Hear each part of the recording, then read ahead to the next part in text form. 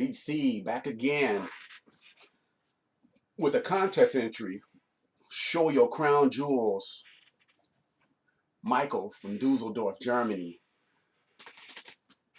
45 RPM audiophile. That's the channel you need to subscribe. Man, the guy knows his stuff.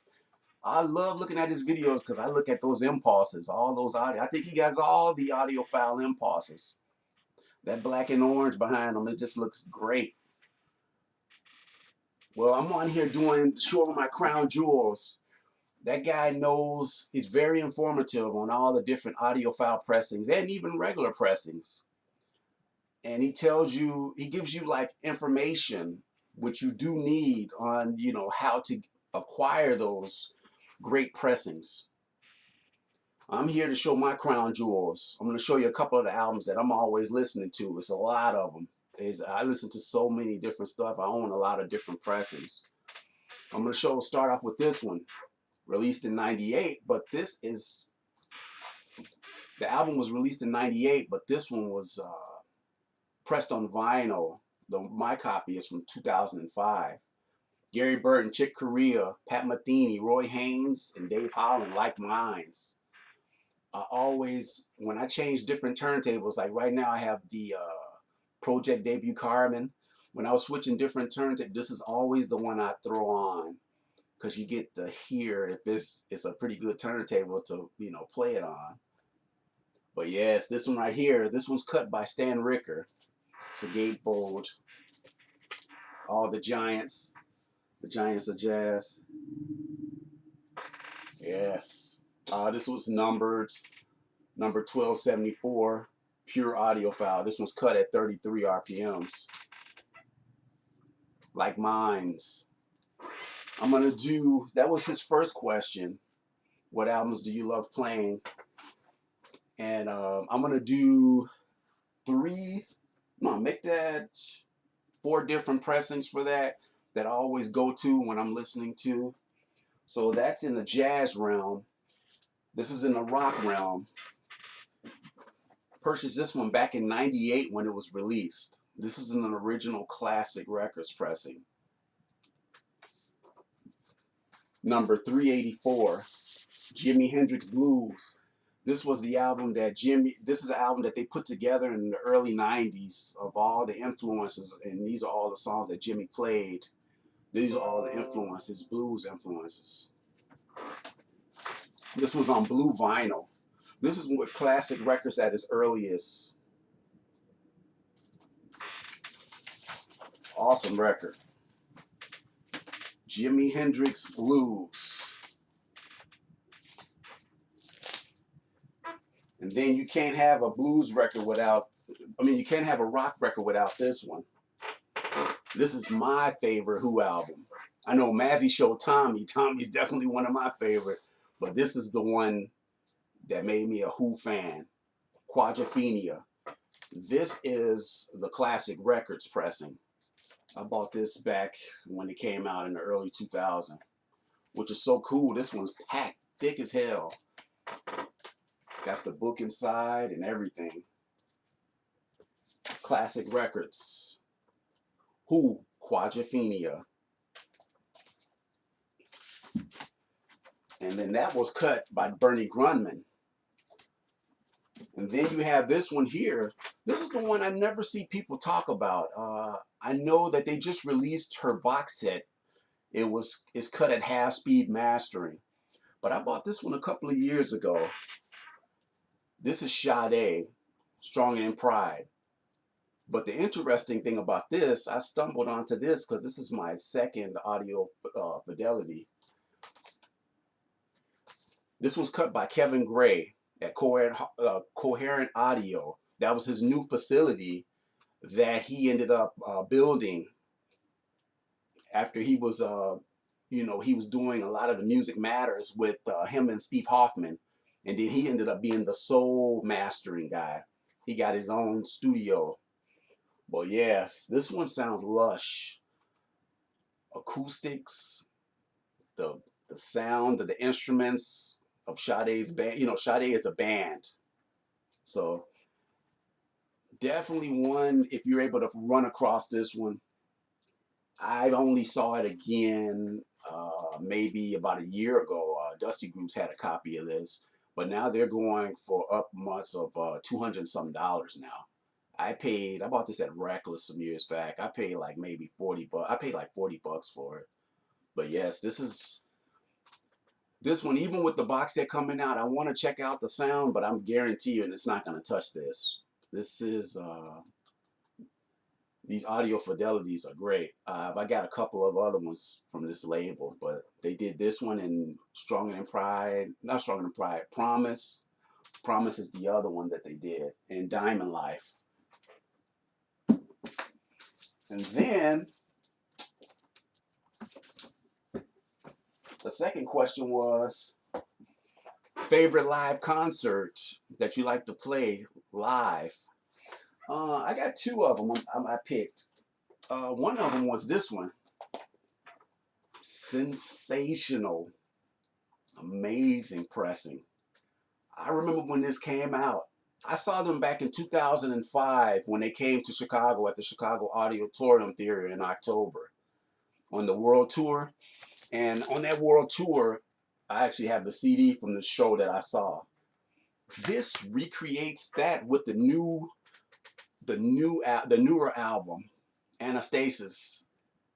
It sounds, I mean, man, I'm talking about lush.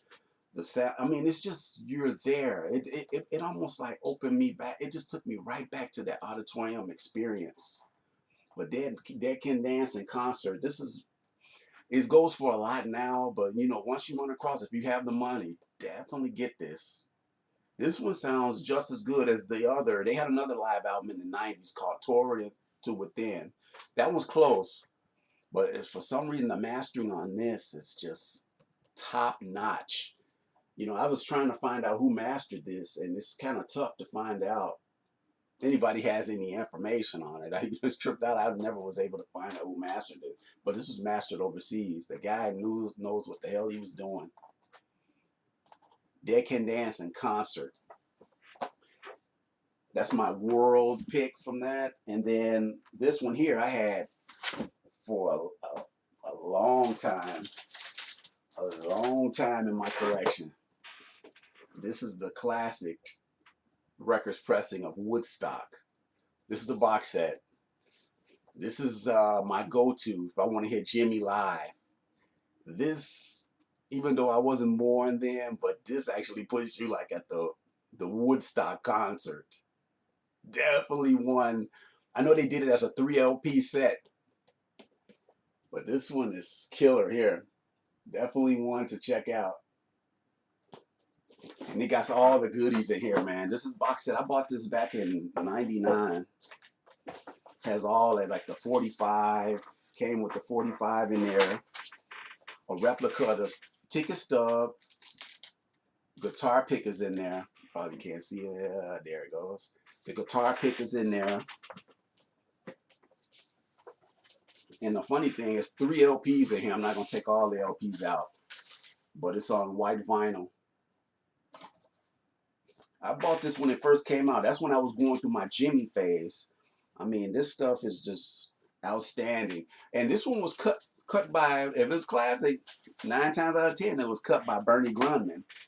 Bernie Grundman mastered this one. That's definitely my crown jewels of live recordings. I mean, it puts you there with Jimmy, you know. So that's that one. And then an album that you seeked out, which it was a hard one to find. I'm gonna go with the same one